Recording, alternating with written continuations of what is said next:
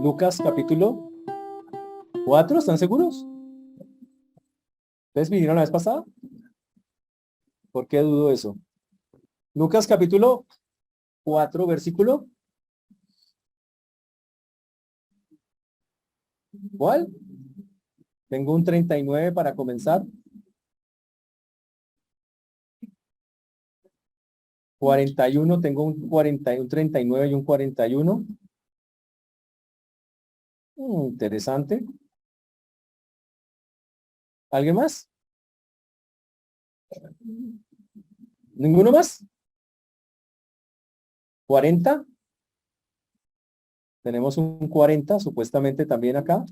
Según los hermanos, ya vamos a mirar cuál es el texto real que vamos a estar mirando en este momento.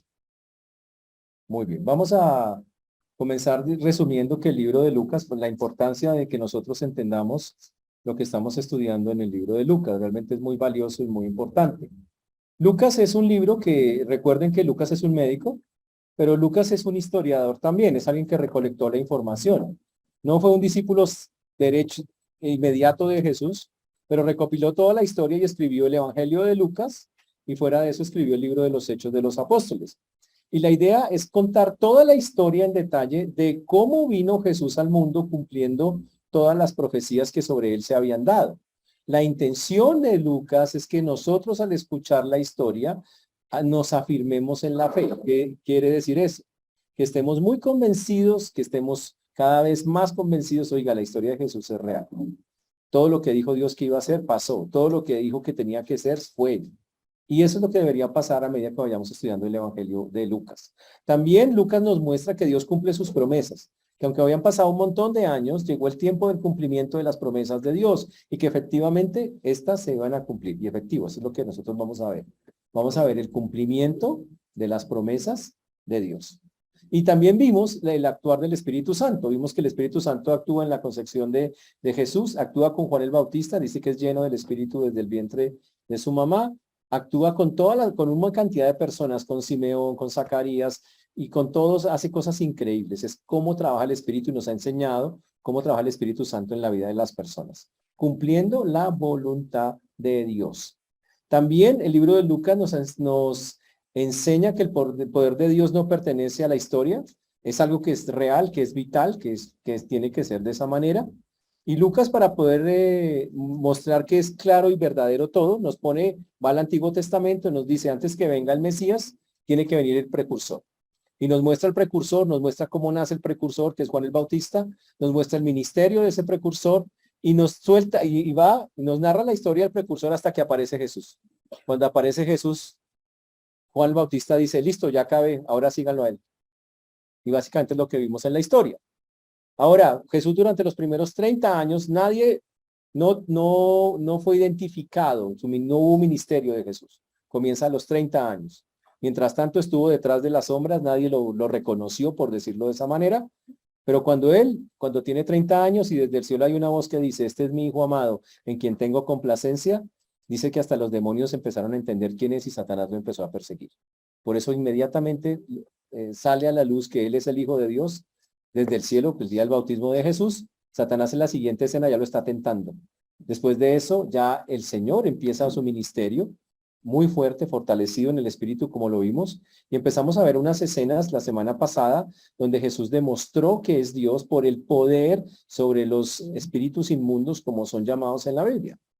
Y vimos dos escenas muy puntuales sobre cómo el Señor, cuando estaba en la sinagoga, sacó un espíritu inmundo que había llegado, un hombre que tenía un espíritu inmundo cuando llegó allá, que el espíritu le decía que tú eres, que sabía quién era, tú eres el Hijo de Dios, y que él le decía que se callara. También vimos que sanó a la suegra de Pedro.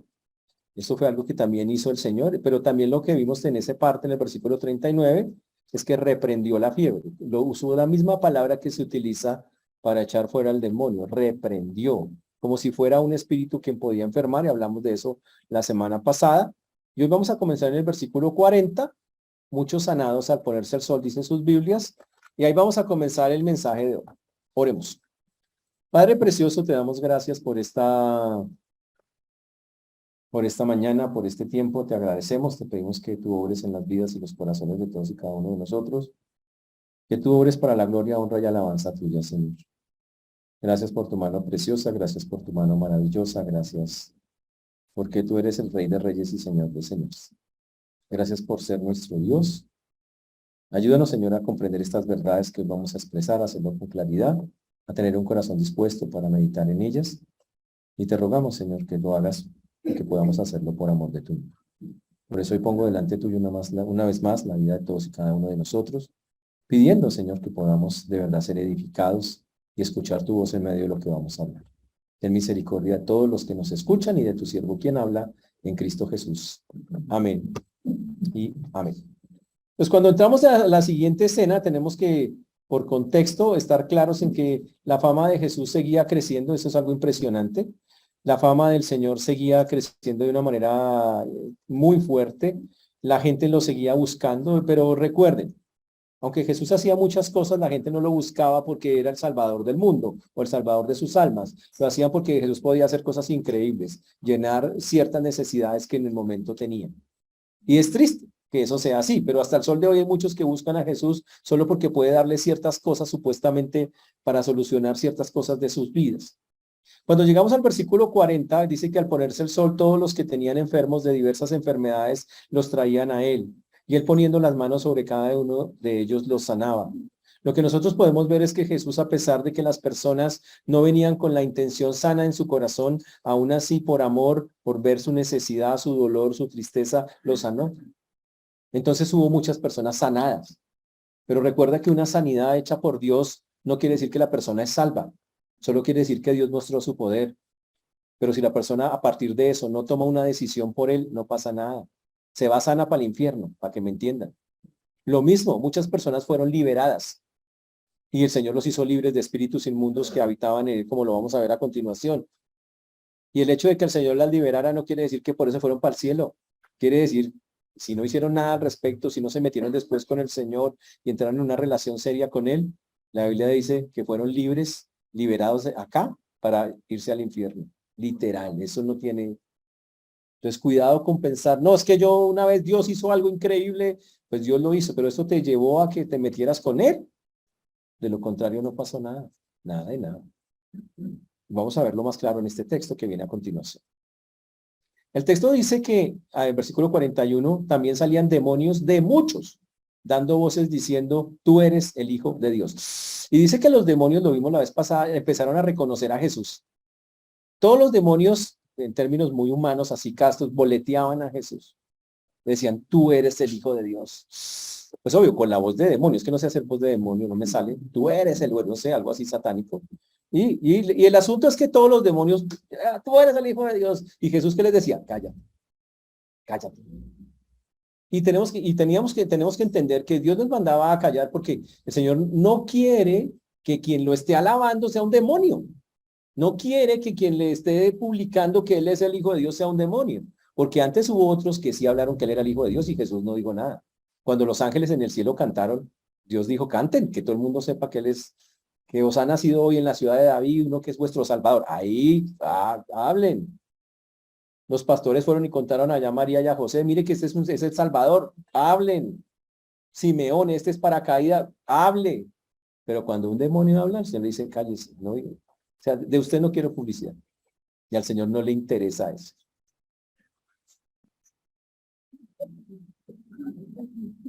Está bueno el mensaje. Jesús lleno del Espíritu Santo. Dice. Yo les estoy contando. Ya, sigamos acá. Esto es un espíritu que está por ahí flotando. Celulífico, que viene en un celular celulífico.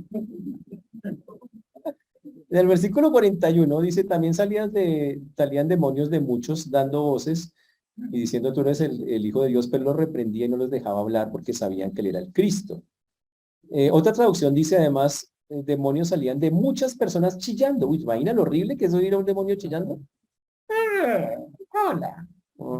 Terrible. Pero dice que él los reprendía y no les permitía hablar porque ya sabían que él era el Cristo. Los demonios, usted dice, ¿de dónde conocieron los demonios a Cristo? Lo conocieron cuando Dios hizo todo, Jesús es Dios. Cuando hizo todas las cosas, hizo los ángeles buenos, todos los hizo buenos Dios. En el cielo sabían quién era Cristo, sabían quién era el Señor. Ahora los demonios, pues, por su desobediencia, fueron sacados del cielo, pero no dejaron de saber quién era Cristo. Solo que durante 30 años el Señor, cuando se encarnó, ellos no supieron en quién se había encarnado. Pero cuando llega a los 30, ellos dicen, este es. Y ahora cada vez que lo ven, dice, Él es, Él es. Y Jesús dice, calladitos se ven más bonitos. No es el tiempo de hablar de eso. Y los calló. El texto nos enseña cosas muy interesantes, sobre todo en ese versículo, cuando dice que nos dejaba hablar porque sabían que Él era el Cristo. Significa que el Señor sabía que tenía una guerra de frente con Satanás. Y no le huyó, dijo, listo, yo voy a hacerlo. O sea, aparte de que venía a salvarnos, tenía un enemigo acá en la tierra, directo a Satanás y sus demonios, y los confrontó sin ningún problema. Pero todo esto que está haciendo Jesús es para demostrar que Él es Dios. Y vamos a entender, obviamente todo eso lo hace cumpliendo profecías que decían que cuando viniera el Mesías traería libertad, sanidad, liberación. Todo eso es cumplimiento de profecías. En pocas palabras, Jesús está diciendo, yo soy Dios, créanme, miren lo que estoy haciendo. Ahora, las personas le creyeron hasta esta escena. Todos decían, este es un hombre poderoso, este hace cosas increíbles, voy a llevarle a mi abuelito que hace rato que está enfermo, y todos lo buscaban para cosas, pero no lo buscaban como Salvador o como Señor. Ese es el punto.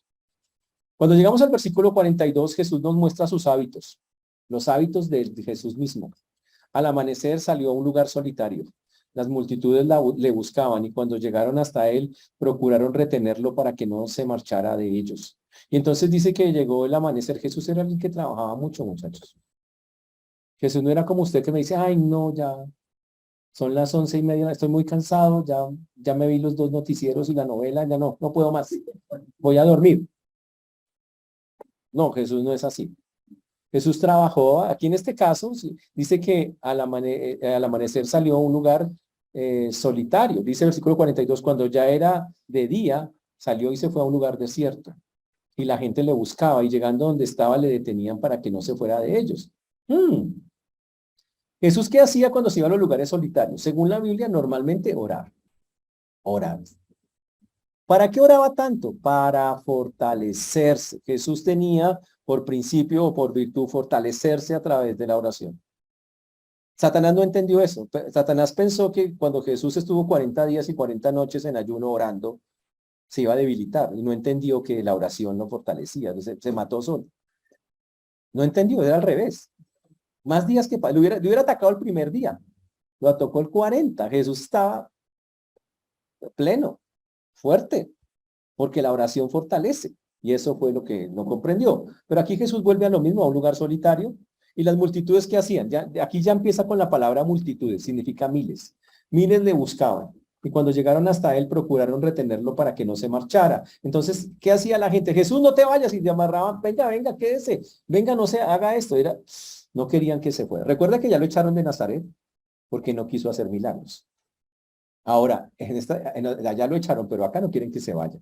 Él va por toda esta región predicando el evangelio de Jesucristo, su evangelio. Ahora, el asunto es que muchas personas, vuelvo y repito, lo quieren es porque Él es un obrador de milagros o de sanidades. No porque sea Dios, no porque sea el Salvador. Y eso es feo. Básicamente lo están usando. ¿Usted me puede hacer este favor? Hágamelo. Tremendo. Aún así Jesús lo sabe. ¿Creen que Jesús no lo sabía? Claro que lo sabía. Pero aún así dijo, yo no voy a dejar de mostrarles y de hacer lo que vine a hacer. Por un lado tengo que demostrar que soy Dios y por el otro lado tengo que servirlos porque por amor a este mundo vive para salvarlos. Y lo hace. Eso es amor del Señor. Pero cuando llegamos al 43, él dice, versículo 43, pero él les dijo, es necesario que también a otras ciudades anuncie el evangelio del reino de Dios, porque para esto he sido enviado. Y predicaba en las sinagogas de Galilea y dijo, es necesario proclamar las buenas noticias, o sea, el evangelio, no buenas noticias del reino de Dios en otros lugares. Jesús siempre estuvo pensando no en un grupo específico de personas, no solo en los judíos, sino también en los gentiles, o sea, en todas las personas que hay en la tierra. Ese era el plan de él, el plan perfecto, proclamar las buenas noticias, el reino de Dios. Básicamente eso. Ese es el punto. ¿Qué es el reino de Dios? Porque muchos dicen, ¿y qué significa el reino de Dios? Porque hay frases en la Biblia como el que el reino de Dios se ha acercado. El reino de Dios es que Jesús gobierne. Eso es básicamente eso. Jesús dijo, mi reino no es de este mundo. Hoy hay una cantidad de personas pegadas, y tristemente algunos creyentes también, pegados de las cosas de este mundo. Eso es feo, porque la Biblia dice, no se pegue nada de acá, porque como dice el famoso filósofo Darry Mann, nadie es eterno en el mundo. O sea, nadie.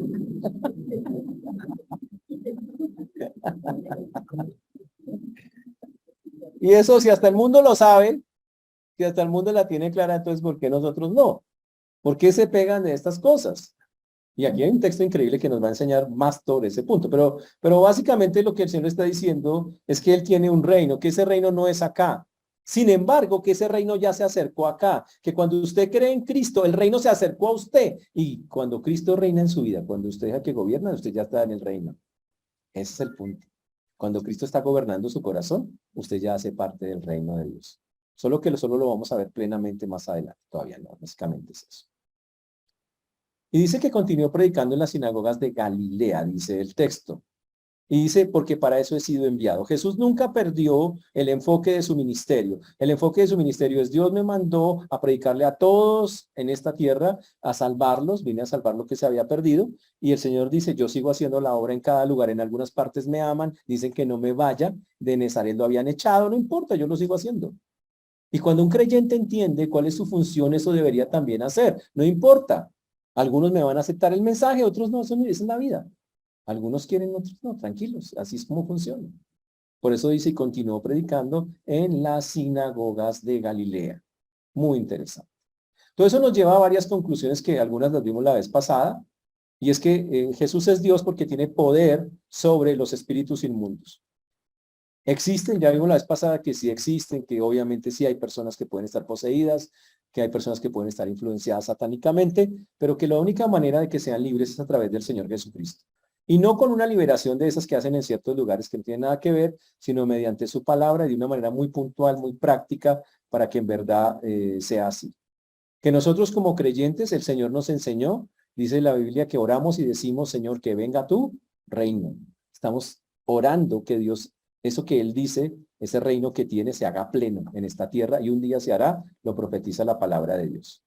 Y la otra cosa que quedó clara en estos puntos que vimos la vez pasada y que enfatizamos hoy, es que Jesús evita la publicidad, que Jesús no sigue a las masas, que Jesús es un hombre de bajo perfil, hablando de la humanidad del Señor. No le interesa ser famoso, nada, no le importa eso. No quiero que es que yo soy el nada, Él es el Hijo de Dios. Él podría llegar a la tierra, soy el Hijo de Dios, ¿quién quiere? Nada, no quiero nada de esa publicidad. Quiero estar quiero hacer la obra de Dios y punto. Sin sobresalir.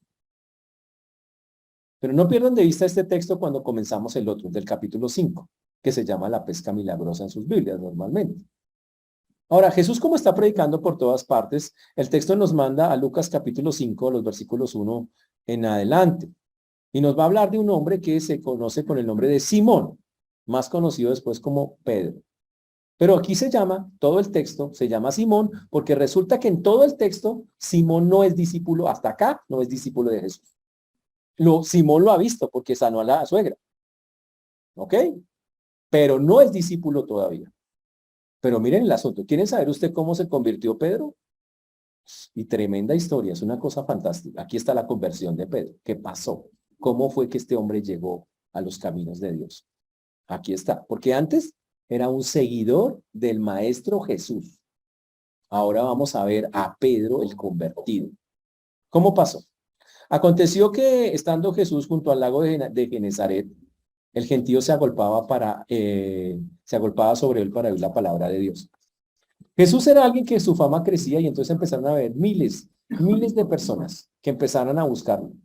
Entonces eso hacía que Jesús por donde estuviera lo quisieran apretar, apretujar, agarrar. Entonces Jesús está en el lago de Genezaret, o más conocido como Mar de Galilea, tiene varios nombres, según la cultura que lo nombre, se llama lago de Genezaret o Mar de Galilea. Y cuando está allí, la multitud se agolpa para oír, ojo, ¿para qué lo buscaba? Y aquí el texto dice algo muy chévere, para oír la palabra de Dios. Nadie les explicaba la palabra de Dios como el Señor Jesucristo. Nadie. Si había alguien claro para explicar Biblia, Jesús. Si había alguien a que todos le entendían, Jesús. Si había alguien que todos decían es Jesús.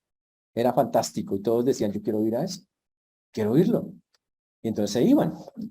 El lago de Genesaret tiene, obviamente por ser un lago, tiene muchos bordes, muchas playas. Algunas playas tienen unas formas que son muy acústicas. Son lugares que se prestan para desde una posición poder hablar y que sea escuchado sin micrófono, porque en ese tiempo no había micrófono ni nada de eso, para ser escuchados. Jesús ve toda esa multitud que lo está apretando y entonces Jesús ve que hay dos barcas ahí parqueadas y le dice al dueño de uno de esos barcos y le dice, ¿me la presta? Y obviamente Simón le dice, súbase. Y Jesús se hace en la parte de adelante de ese barquito, porque básicamente es un barquito de lo que estamos hablando. Ahora, esa multitud que quiere escuchar la palabra de Dios, uno dice que tan bonitos quieren escuchar la palabra. Pero el problema de ahí, y lo vamos a ver más adelante, es que muchos escuchaban la palabra, pero una cosa es escuchar y otra cosa es hacer lo que la palabra dice.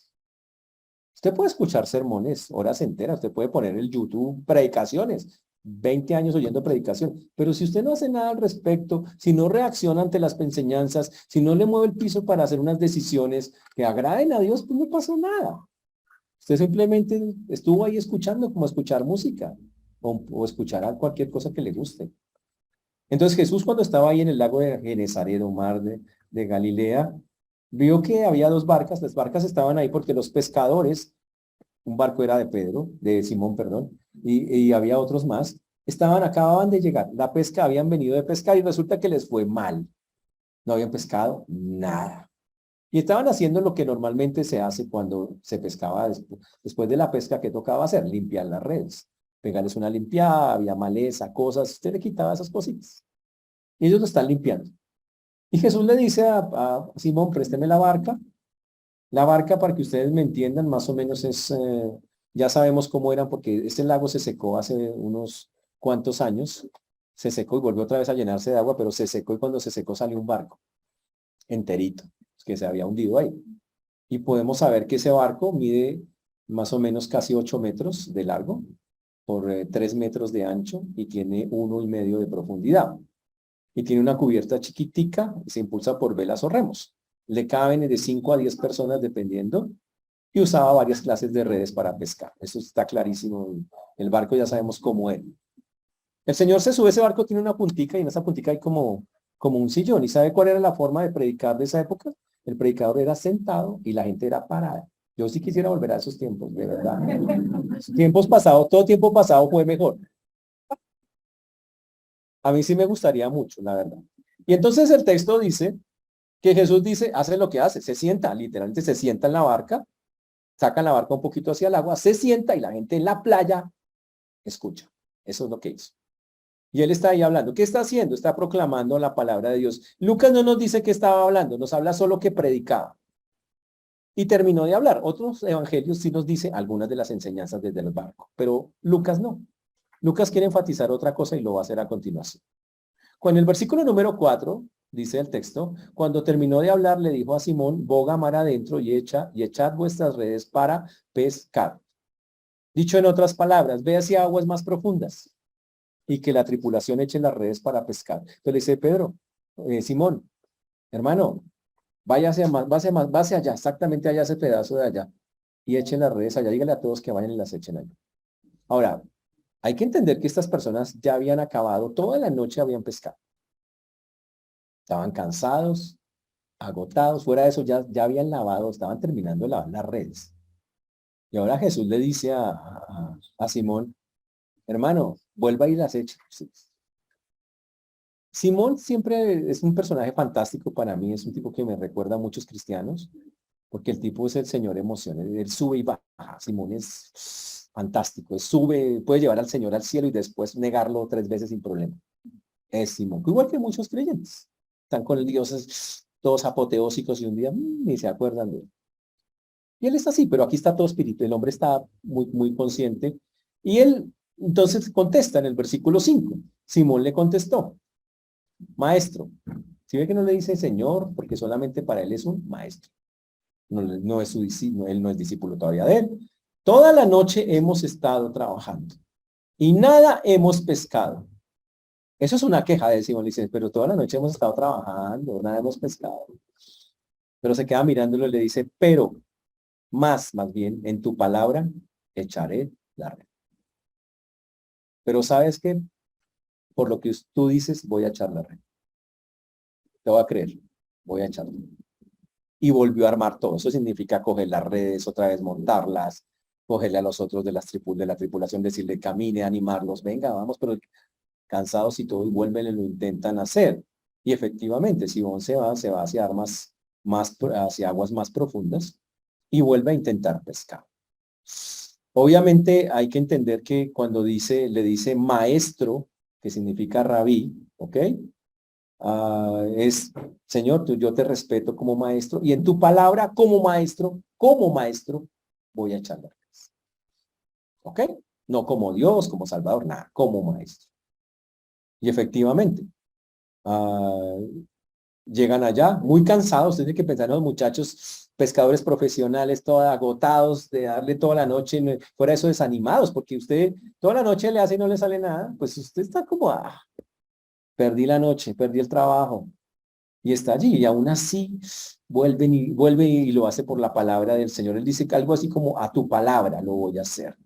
Cuando llegamos al versículo 6, y habiéndolo hecho, dice, encerraron gran cantidad de peces, y su red se rompía. ¡Wow! Y algo increíble ocurre. Echan la red donde el Señor dice, capturan la cantidad de peces que nunca imaginaron, y la red empieza a romperse.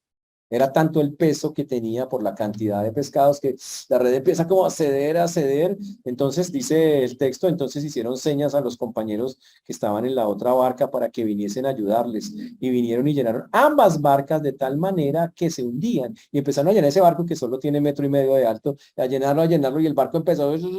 Era demasiada la pesca, una cosa impresionante de eso. Y se llenaron ambas barcas, o sea, colaboraron con los otros.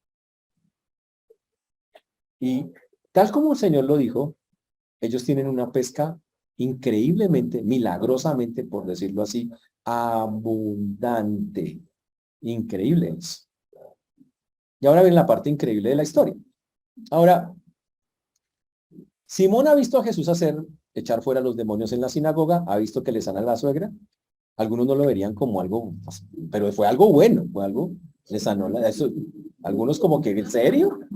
La Biblia dice que fue algo muy bueno. Fue una cosa muy bonita de parte del Señor. Sanó a muchos de muchas ciudades.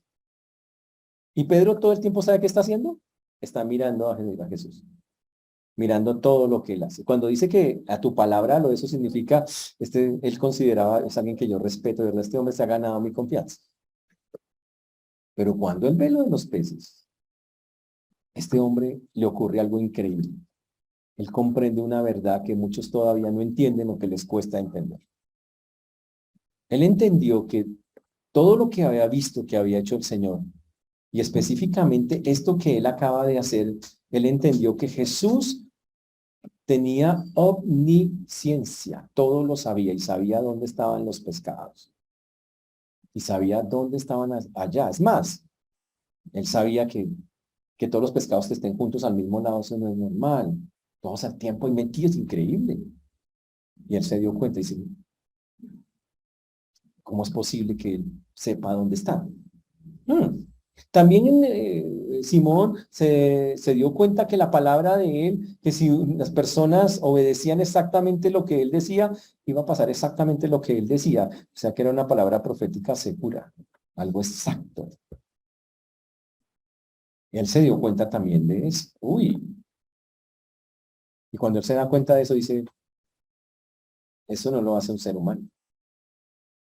Todo lo que hace este hombre, que hasta ese momento es su maestro, que respeta, eso no lo hace un ser humano. Él se da cuenta y dice, este no es un ser humano, esto solamente lo puede hacer Dios. Y entonces dijo, Dios está sentado en mi barco, predicando. Y yo estoy a 2 metros de Dios. Y yo sé por Biblia, porque él sabía Biblia, Pedro era un judío que estudiaba la Biblia, que uno no puede estar frente a la presencia de Dios y vivir. Nadie puede estar frente a la presencia de Dios Padre y vivir. Y entonces este hombre se ha pegado el susto de la vida y dice, ¡ah! Estoy ante Dios. Y se arrodilla ese hombre y se postra al piso. Cuando dice que se postra, está hablando que él le toma una actitud, casi es de botarse boca abajo. Nosotros postrarnos de rodillas es de rodillas, pero esto no es de rodillas, esto es que se bota al piso. Y él dice, y se llena de miedo y le dice a Jesús, vete, porque él dice, voy a morirme, estoy frente a Dios. Imagínese eso, llegar a comprender esa verdad por todo lo que ha pasado. Y eso es lo que él está mostrando ahí en el texto, y eso es increíble. Por eso dice, viendo esto, Simón Pedro cayó de rodillas ante Jesús, diciendo, apártate de mí, Señor, porque soy hombre pecador. Y eso es algo terrible. ¿Sabe qué sintió él? Él le llegó a Pedro algo que se necesita para una persona cambiar su vida. Se llama convicción de pecado. Él dijo, estoy ante Dios y soy un pecador. Y soy un pecador porque el pecado me aleja de Dios. Él entendió esa verdad. El pecado me tiene lejos del Señor. Ese es un Dios santo y yo soy algo sucio delante de él. Y como en los profetas del Antiguo Testamento, cuando se encontraban con Dios, hizo lo mismo. Dijo, me voy a morir. Señor, digo, no soy digno. Básicamente entendió, yo soy un pecador y no soy digno ni siquiera que me volteen a mirar. Señor, aléjate de mí porque me vas a consumir. Tú eres santo, yo soy un pecador. Eso es una cosa espectacular de Pedro. Este fue el momento realmente de su conversión. Porque uno dice, ¿y dónde se convirtió? La belleza, aquí se convirtió. Ahí él entendió su condición pecaminosa. Y eso es muy bonito el asunto, muy, muy, muy bonito lo que este hombre entendió. ¿Cómo lo entendió? Fue una de las formas en que Dios le hace comprender a alguien las cosas, viendo el poder de Dios, viendo lo que Dios hacía en la vida de otros, viendo lo que acababa de ver. Él dijo, no, eso es Dios. Pero más importante, él entendía, es Dios y está conmigo, está sentado a 2 metros míos. No puedo estar delante de él, yo no soy digno. Y él entendía, porque ese es el asunto. Ninguno de nosotros es digno de estar frente a la presencia de Dios. Ninguno. Nadie. Ahora, Jesús es Dios. Jesús todo lo sabe. Y Jesús sintió el miedo de Simón. Lo sintió. Él es Dios. Y el texto lo aclara. Él le dice, apártate de mí porque soy hombre pecador. Señor. Póngase en el lugar de Simón. ¿Cómo es que alguien que no es un pescador sabe dónde está la pesca? Mientras yo que soy profesional toda la noche no la consigo. Él tuvo que razonar hasta que llegó y lo consideró un milagro. Un milagro. Wow. Y entonces él lo vio como, eso se llama una epifanía, una manifestación de Jesús con poderes divinos. Eso es una epifanía. ¿Y sabe qué es lo increíble? Que Pedro es la primera persona en el Evangelio en tratar a Jesús como Señor. Ya no le dice maestro, le dice Señor. Significa Dios, el Altísimo. Si tú eres Dios. Ush. Y aquí es algo increíble, estamos apenas comenzando. Y claro, como está ante la presencia de Dios, el tipo se siente indigno. Cuando Juan el Bautista se encontró con Jesús, dijo, yo no soy digno ni siquiera de desatar la correa de tu calzado. ¿Y sabe qué dice Simón? Simón dice, Señor, yo no puedo estar cerca tuyo. No puedo, tú eres santo. Eso es lo que me separa de ti. Esta es la primera vez que aparece la palabra acá, pecador, en la Biblia, en el Nuevo Testamento, en el Evangelio. Pecador. Y básicamente se refiere a la distancia que tenemos de Dios y que no tenemos el derecho de que Él nos favorezca. En ese punto, esa es la definición, es una distancia que hay con Dios y que no merezco nada de Él, y Él lo siente de esa manera. Y Él dice, soy un pecador, estoy lejos de ti, lejos de Dios por mi condición humana, y fuera de eso no merezco nada de ti. Y lo toma en esa forma. Y por eso dice, Señor, soy un pecador. Y entonces dice, soy un pecador. Entonces ahí se produce algo que la Biblia requiere para que una persona se convierta. Se produce en Simón un arrepentimiento. Porque el arrepentimiento es reconocer la condición que uno tiene. Y él dice, yo soy un pecador. Perdón. Señor, no puedo estar al lado tuyo, pero no tengo cómo. No merezco eso. Y eso es algo fantástico. Los que saben que son pecadores, señores, son los que responden mejor cuando Jesús los llama. Mientras que los que se consideran religiosos, virtuosos o buenos, miran por encima a los demás y les es difícil llegar a Cristo. Porque se creen que tienen cierto estatus con Dios. Yo estoy bien, no necesito. Pero el que sabe que tiene cosas malas, que lo puede reconocer, que es básicamente lo que está separado de Dios, que Él es santo y que yo no soy santo, ese que puede entender esa verdad, wow, ese puede llegar al Señor. Y eso fue lo que ocurrió acá. Ahora, ¿por qué hizo eso Simón? La Biblia lo aclara en el versículo 9.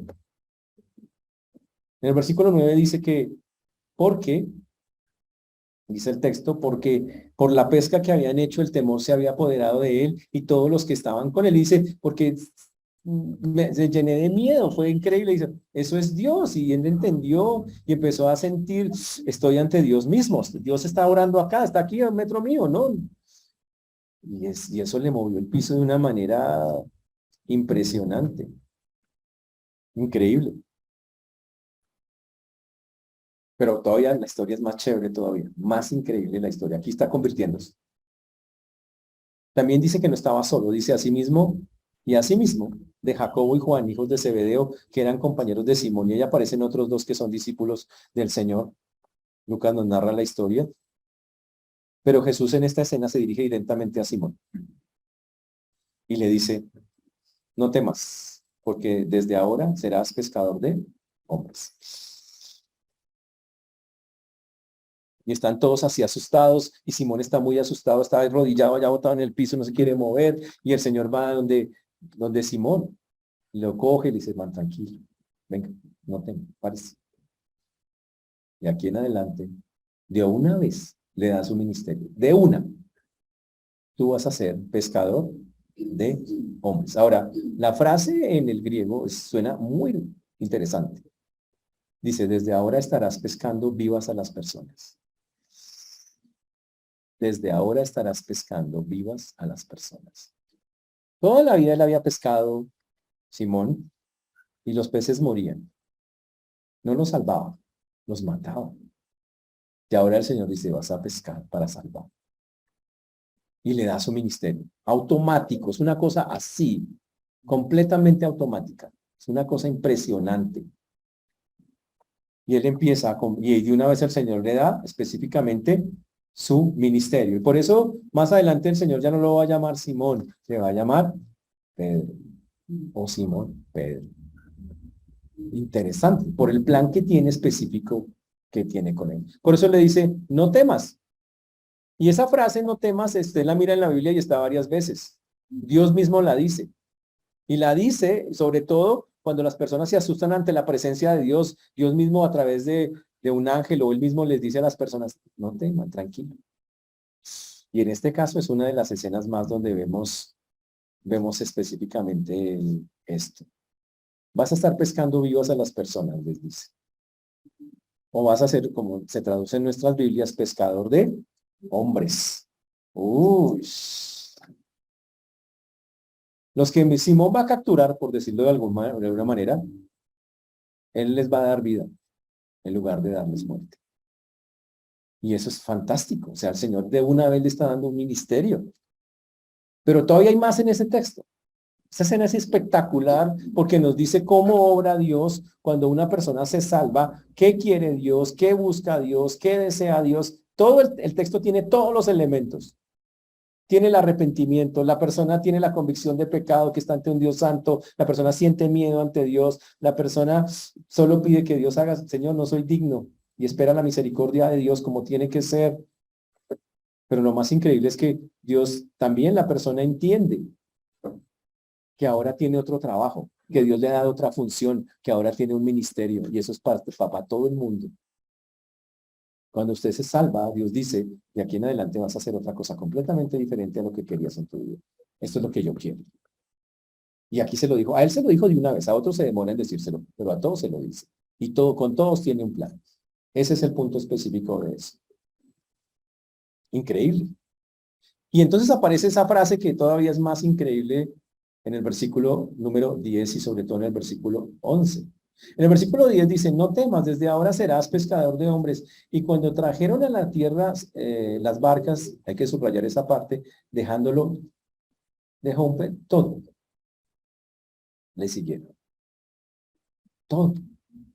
Decir, ¿cómo así? ¿De una? De una. Pero todo. Ahora, ¿qué significa? Dice, desde ese instante, dice el titero, y cuando trajeron a tierra las barcas. Tan pronto terminó esa tarea de la pesca, el Simón cuando vio todos esos pescados dijo, voy a montar una fábrica de sardinas. Este negocio está bueno. No. Él dijo, no, Dios tiene otro plan conmigo. Dijo que va a ser pescador de hombres. ¿Y sabe qué hace Pedro? Wow, Simón Pedro le cree. Y dice, entonces ya sé que no voy a pescar más. Entonces dice que deja las barcas de una y las suelta. Ya no voy a hacer más esto. Dios no quiere eso. Ahora, quiere decir que entonces Pedro dijo, se venden barcos en promoción. Lleve 2 por 1, 2 por 1, promoción. Barco milagroso. El barco se llama la pesca milagrosa. No, no es eso. No quiere decir que él vendió sus barcos ni sus redes. Simplemente ya no se dedicó a eso. Por eso más adelante Pedro, cuando se va con el Señor, él regresa y coge sus barcos. ¿Se acuerda que después de negar al Señor, más adelante, él vuelve y pesca? Porque todavía tenía sus barcos y todavía tenía sus redes guardadas. Pero ya, esa no era su tarea ya. Entonces, dejarlo todo no significa, voy a botar la casa, no necesariamente. Significa que cambias de labor, que ahora sirves a otro. Y en este caso sirves al Señor. Y él lo entendió clarito. Eso es fantástico. Este tipo, Pedro es muy emocional, pero no tiene sus momentos como este, que el tipo es de quitarse el sombrero. Y él comienza ahora es un pescador novato de almas, que va a ser enseñado por el maestro de cómo pescarlos. Ese es el punto. Y cuando lo deja todo, dice, y dejándolo todo, le sirve. Pedro entendió algo que a los cristianos les cuesta. Cuando uno llega al Señor y se dobla ante el Señor y reconoce la condición de que Él es santo y yo estoy lejos de Él por mi condición pecaminosa y que necesito su misericordia, a, a los cristianos se les olvida que eso es apenas el comienzo, que detrás de eso vienen más cosas, más decisiones. Detrás de eso viene, Dios quiere decirles, oiga, yo tengo un ministerio con ustedes, yo quiero que ustedes hagan algo para mí y yo quiero que abandonen lo que están haciendo y me sigan a mí. Y para algunos no estamos diciendo que todos tienen que cambiar de trabajo, está diciendo que algunas cosas tendrán que cambiar algunos o muchos de lo que están haciendo para poder hacer bien las cosas con Dios. Pero la preocupación de hoy es, hay gente que dice, es que mi trabajo es mi vida, tengo que vivir, es que es el trabajo, es que es... ¿En serio? Una vez una persona llegó y venía llorando, una muchacha. Nada que reaccionar, casi todas. Yo le dije, yo llamé a Will Smith, Will, ayúdame. No, me hubiera gustado, la verdad me hubiera gustado, pero el tipo no apareció. Entonces tocó la agüita, el té de coca. Es legal, ¿no? Porque lo traído, lo ven, tardan un tecito. ¿Qué pasa? Es que perdí mi trabajo. ¿Y usted está llorando por eso? No, pero es que... Ay. Dije, ¿usted quién le dio ese trabajo? Dios. ¿Y quién es el que quitó? Dios. Entonces, ¿cuál es el asunto? Si él que piensa que ya se acabó su tiempo allá, ¿qué hacemos? ¿Qué toca? ¿De quién sigue dependiendo usted? De Dios. Ah, bueno, entonces, ¿cuál es el problema? ¿Tiene que ser un drama esto? ¿O será que más bien Dios te lo quitó porque ese era tu ídolo, Joan? y que se muere usted si no lo tiene. Cuando debería ser amar al Señor. ¿Cuánto ha llorado por el Señor? Y si se pone a llorar por esa vaina.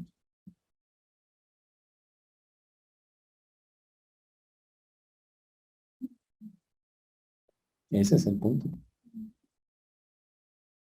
Dios les puede dar muchas cosas a ustedes, muchachos, por misericordia. Pero si ustedes las convierten en sus ídolos, va a ser difícil que cumplan esta palabra. Y yo con tristeza veo, algunos no tienen trabajo por mucho tiempo, y van y oran al Señor, y Dios en su misericordia se los da y nos visitan de vez en cuando. Ay, gracias por tu visita. Y yo me pregunto, ¿esa era la intención? ¿Para eso querían el trabajo? ¿No le rogaron a Dios y lloraron y entonces, ¿a qué juegan con eso? Así no funciona. Tal vez por eso Dios se los quita a veces. No es maldad. Dios dice, niño, ese es un juguete que no te sirve. Y tú lo cogiste de juguete, de ídolo para ti. Eso no vale la pena. Cuando Simón lo entendió, Simón soltó todo. Señor, ¿hay que soltar esto? Sí, suéltalo. Está bien, yo hago caso. Y lo soltó. Y Simón no está amargado, no está, dice, no, él es Dios. ¿Cómo no voy a seguirlo? Y yo sé que estoy seguro que Dios seguro les pedirá a ustedes que suelten sus posesiones. Esas cosas así a las que se aferran. Para que se dediquen a Él en un poquito o mucho. Pero háganlo. Si en verdad lo están siguiendo, van a tener que abrir los espacios al Señor. Si en verdad lo están siguiendo, van a tener que Dios es serio y que Él necesita el tiempo de Él, porque es de Él, no es suyo. Pero háganlo. Qué bonito. Por eso Simón es tan especial. Por eso, a pesar de todas las cosas que hace, las embarradas que Pedro hace en los textos, es tan increíble, porque a pesar de todo tiene un corazón, listo, Señor, hay que hacerlo, y se le mete. Y lo hace. Y yo me pregunto, ¿qué le tiene que pasar a usted para que usted haga lo que la Biblia dice que hay que hacer? ¿Qué le tiene que quitar el Señor a usted? Se lo tiene que quitar. ¿Qué no, no le abre un espacio? ¿Por qué no para un poquito en medio de su agitada, ajetreada agenda y para y le dice, este es para ti este tiempo? Porque al final Dios quiere pasar tiempo con nosotros. Qué cosa tan horrible, ¿no? Y usted le saca el cuerpo y le dice, ay, no, estoy muy ocupado. Primero mi trabajo, porque es que eso es lo que de eso vivo. Y Dios dice, no, tú vives porque yo te permito vivir. Porque si yo quisiera, te miro esta mañana y te digo, no continúas con nosotros esta temporada. Y ahí te quedas. Y Él podría hacer eso. Así vean. Pues cuando perdemos el enfoque, esto se vuelve doloroso. Y por eso yo le tengo que preguntar a usted, ¿dónde está su enfoque? Ya dejó todo, y recuerden, dejar todo no necesariamente significa dejar sus trabajos, le está abriendo espacios a él, porque Pedro, Simón, comenzó a partir de ese momento a pasar cantidad de tiempo con Jesús. Y estuvo ahí todo el tiempo, y cuando dice dejarlo todo es, deje lo que el Señor está diciendo que deje y dedíquese a él, en gran o en mucho o en todo, conforme va a ser el caso. Eso es lo que le está pidiendo. Y no es el único caso cuando fue con Leví, el cobrador de impuestos. ¿Qué hizo Leví? Dice, y dejándolo todo, se levantó y le siguió. Eso es Leví. Lo mismo. Así, vean. ¿Qué tiene que pasar en su vida para que usted suelte lo que tiene que soltar? Increíble, ¿no? Señores, no importa lo que ustedes crean que es lo que es próspero. La base de su prosperidad en cualquier aspecto es Dios. Y por lo tanto, el que merece el primer lugar es Dios. Lo que hay que dejar es lo otro, no a Dios. Y Dios no puede ser el último en la lista en nuestras prioridades. Es el primero. ¿Está claro? Todos dicen amén. Yo muy feliz, que bueno, digan amén. Pues así es, esa es la vida. Y por eso a veces sufren tanto, porque es que ustedes quieren depender y decir, mientras tenga ese trabajo estoy bien y mientras tenga esa plata en el banco estoy bien. Ustedes no, eso no es nada. Ustedes no están bien por eso, ni eso les va a estar bien. Mientras usted tenga a Dios y esté en una relación seria con Él, ahí va a estar bien. Así no tenga nada. Ese es el punto. Por eso en este texto Jesús no hace milagros para ayudar económicamente a los atribulados pescadores. Lucas lo que muestra en este texto es que ver la mano de Dios como usted la ha visto, como yo la he visto, debería producir en usted fe, debería conducir convicción, debería decir voy a depender de Dios porque ya he visto su mano, he visto cómo me ayuda, he visto cómo hace, en lugar de tener todas esas dudas y dejar de seguirlo. Cuando usted vea que Dios está actuando, porque ha actuado seguro a partir de muchas cosas, afírmese más en el Señor. Crea más, quiéralo más, ámelo más y dele a Él lo que merece, tiempo, espacio.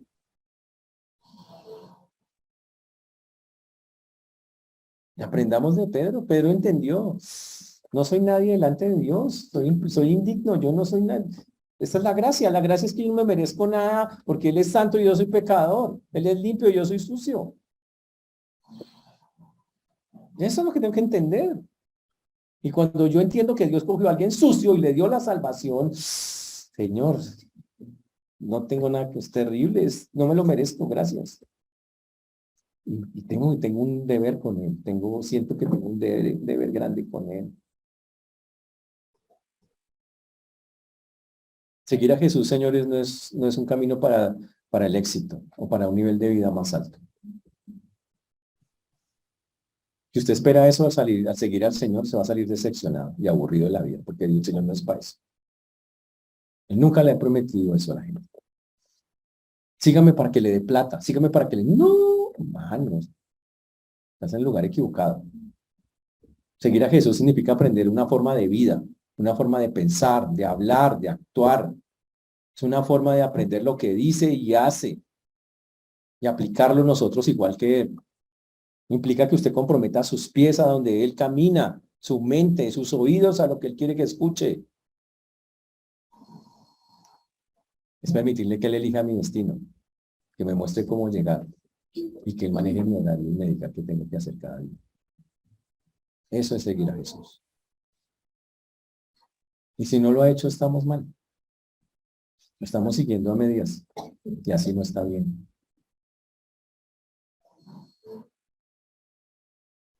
Señores, hay una misión gigante por delante. Hay una pesca gigante, hay cantidad de personas afuera que necesitan del Señor.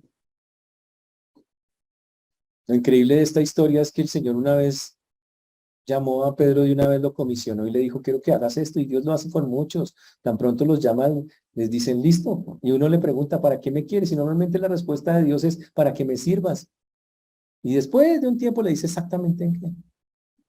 Pero mientras tanto que le dicen que prepárese y no desista, no desista ni por un instante. Dígale, listo, voy a ser Señor. Es como estar ya que estamos en el mundial, como estar en la reserva. Usted está listo en cualquier momento. Se sigue preparando, sigue entrenándose hasta que llega su momento y vaya al frente, hermano. Usted le tocó ahora. Hágale. Así es como funciona la vida. Por eso quiero animarlos. ¿Qué nos falta para darle al Señor ese lugar, ese primer lugar? ¿Qué falta, muchachos? ¿Qué es lo que necesitan? Allá afuera hay miles de personas que se están perdiendo. Y Dios dice que nosotros somos el instrumento para alcanzarlos a ellos. Somos los misioneros del Señor, todos. Algunos aquí cerquita, otros más lejos. Hágalo. Eso requiere tiempo, esfuerzo. Que deje de hacer lo que a usted le gusta hacer para hacer lo que Él quiere hacer. Y creo que tenemos que salir de acá pensando cómo lo voy a hacer. Y por eso lo quiero animar. La conversión de Simón es fantástica. Porque aclara que el plan de Dios no es simplemente salvarle el alma a usted, sino que tiene un plan, un propósito. Porque a los que antes llamó también los predestinó para que fuesen hechos conforme a la imagen de su Hijo, para que sea el primogénito entre muchos hermanos. Hay un plan, algún destino que Dios quiere, que Dios lo guía hacia ese.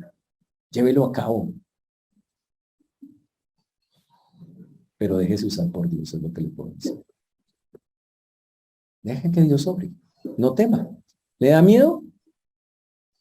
¿Por qué le da miedo depender de seres humanos impíos en lugar de depender de Dios? ¿Por qué le da tanto miedo eso?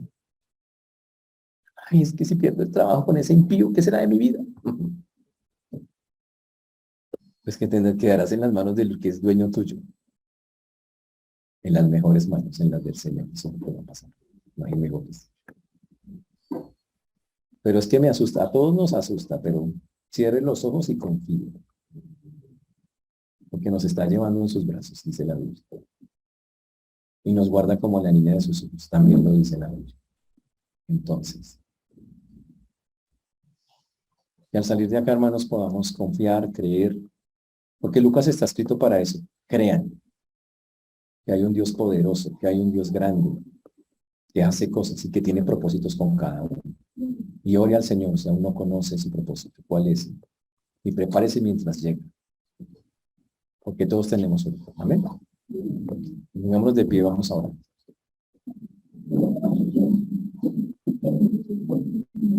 Señor Dios, te damos gracias porque tú eres bueno, Señor, porque para siempre es tu misericordia. Te agradecemos, Señor, porque solo tú y nadie más que tú es quien hace y quien lo Dios.